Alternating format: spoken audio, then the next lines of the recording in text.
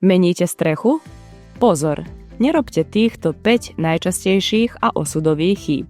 Toto video vám môže ušetriť tisíce eur, preto si ho pozrite ešte pred rekonštrukciou. Odhaľujeme vám viac, než vám povie ktorýkoľvek strechár. Chyba číslo 1. Nerobte výmenu strechy príliš neskoro. Ak strecha presakuje, voda je už v konštrukcii. Preto si skontrolujte strechu a venujte pozornosť nebezpečným príznakom opotrebovania. Prvý príznak. Strešná krytina je prasknutá alebo sa drobí. To znamená, že voda už našla cestu medzi latami. Druhým príznakom sú škvrny na streche, ktoré naznačujú, že sekundárna vrstva krytiny už netesní. Tretí príznak. Strecha je staršia ako 30 rokov. Ak ste zaznamenali aspoň 2 z týchto príznakov, je čas na urgentnú výmenu strechy. Chyba číslo 2. Nesprávny výber strešnej krytiny. Nie každá krytina sa hodí na každú strechu. Majte na pamäti, že hmotnosť strechy je kľúčová. Nemeňte plechovú strechu za škrydlu ani betónové dosky. Škrydla je až 6 krát ťažšia než plech.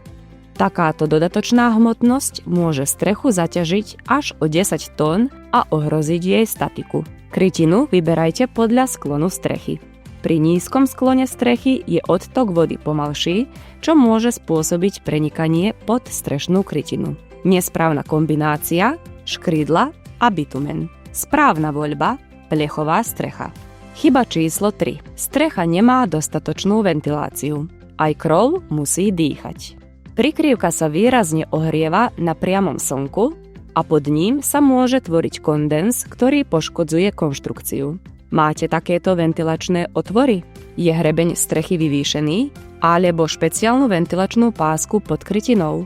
Ak nemáte nič z toho, vaša strecha nie je správne vetraná. Najlepším riešením je zdvihnutie strechy o 5 až 7 cm, čo za relatívne malú investíciu niekoľkých stoviek eur do latovania môže efektívne zabrániť prehrievaniu a vzniku kondenzácie.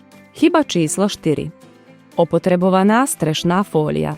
Vedeli ste, že strecha má 2 vrstvy ochrany? Sekundárna krytina, špeciálna fólia, nachádza sa pod strešnou krytinou. Chráni pred vodou, ktorá môže počas silných dažďov preniknúť pod krytinu. Máte ju vôbec? Overte, čo je priamo pod vašou strechou. Nemáte fóliu? Je nevyhnutné ju položiť. Fólia je opotrebovaná, potrhaná alebo povolená, potrebné ju je vymeniť. Odporúčame montáž izolačnej dosky, ktorá má množstvo výhod. Pre úplnú bezpečnosť pri investícii len niekoľkých stoviek eur. Chyba číslo 5. Výber nesprávneho majstra na strechu. Bez kvalitného majstra nevznikne kvalitná strecha. Vyberte si majstra, ktorý sa vám dokáže plne venovať. Dávajte pozor, aby strecha nezostala otvorená niekoľko dní a fólia niekoľko mesiacov. Vyberte si špecialistu, nie majstra na všetko. Vyberajte firmu, ktorá realizuje aspoň 5 striech ročne. Požiadajte ho, aby vám ukázal referencie a detailný rozpis nákladov. Strecha za 10 000 eur bez detailného predbežného rozpočtu nie je dobrá ponuka.